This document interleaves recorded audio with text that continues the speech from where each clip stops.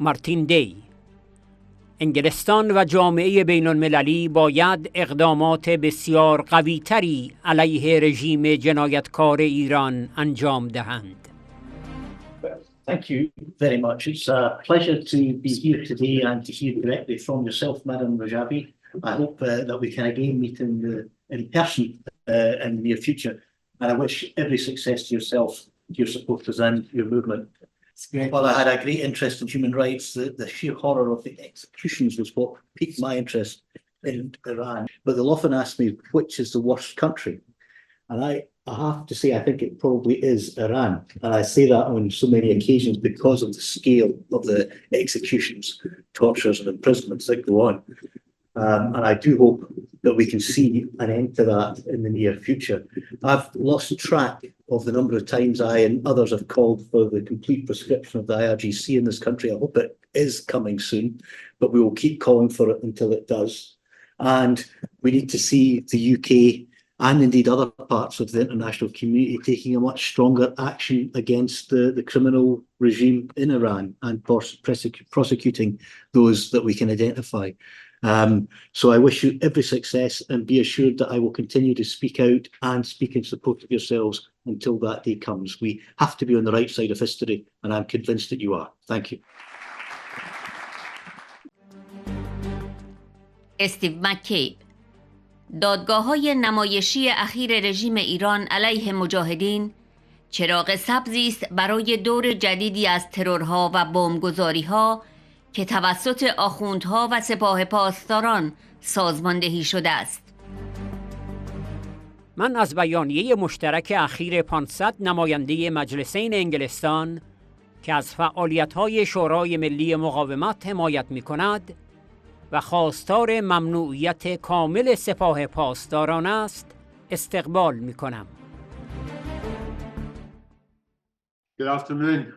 Madam Rajavi, it's a pleasure to see you, as it always is. It's about 26 years now since I first started campaigning for a free Iran in this parliament. Is to say very clearly, however long it takes, we won't give up. We will continue to support our friends in the Iranian opposition. I'm delighted at the recent successful joint Lords and Commons statement, which attracted over 500 signatures supporting the activities of the NCRI and calling for a complete and total ban on the IRGC. We won't give up. We won't desert our friends, but we must be willing to do more, because this is a regime that will stop at nothing. It's a brutal and vicious regime.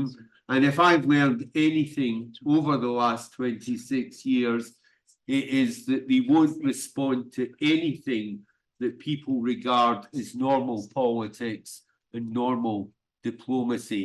The only thing they understand is strength.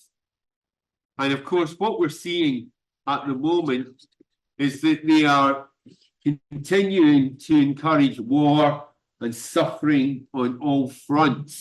They've shown themselves to be international pariahs. All those drones that they've rather helpfully dispatched to attack Ukrainian civilians, whether it's the wars in Syria, Yemen, Iraq, all of which the IRGC is orchestrating.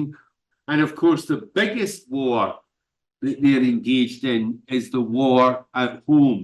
They've executed, I understand, about another 170 people since October the 7th, executed them for having the temerity to say they don't agree with what's happening in their own country. This is a regime where execution and torture have become the norm, a regime with a taste for blood and a visceral hatred of the concept of freedom and democracy. And it's a regime that fears Madam Rajavi and her plans for a democratic, free Iran. They're currently ratcheting up their attack on the opposition which possibly explains why they're trying to intimidate supporters of the opposition here and in other countries. Why they've announced that they're going after members of the PMOI and the MEK, many of whom left Iran perhaps as long ago as 40 years ago. I understand that they've intimated their intention to institute mock trials. In fact, I think it's starting today. And these mock trials are going to take the form of identifying people as muharib, enemies of God. Well, I don't know how people who are in league with the devil can ever think they are entitled to identify anyone as enemies of God. But of course, what we do know is these are put up trials, put up courts. It's a deliberate attempt to threaten and intimidate people, but it also has an extremely sinister aspect, because we have to remember this is a regime that's happy to employ agents and IRGC operatives across the world.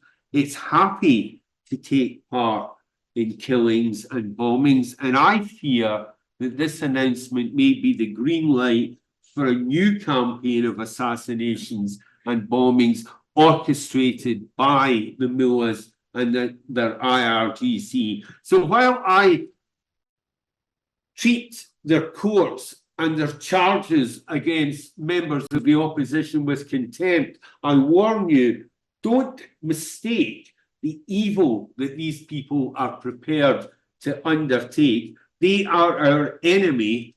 We should always treat them as such. And in treating our enemy as our enemy, we have to know who our friends are, our friends who we have to stick with over the years until we arrive at the point of that free, liberated, democratic Iran that every decent, self-respecting Iranian longs for. I look forward to sharing it with you in Tehran, Madam Rajavi.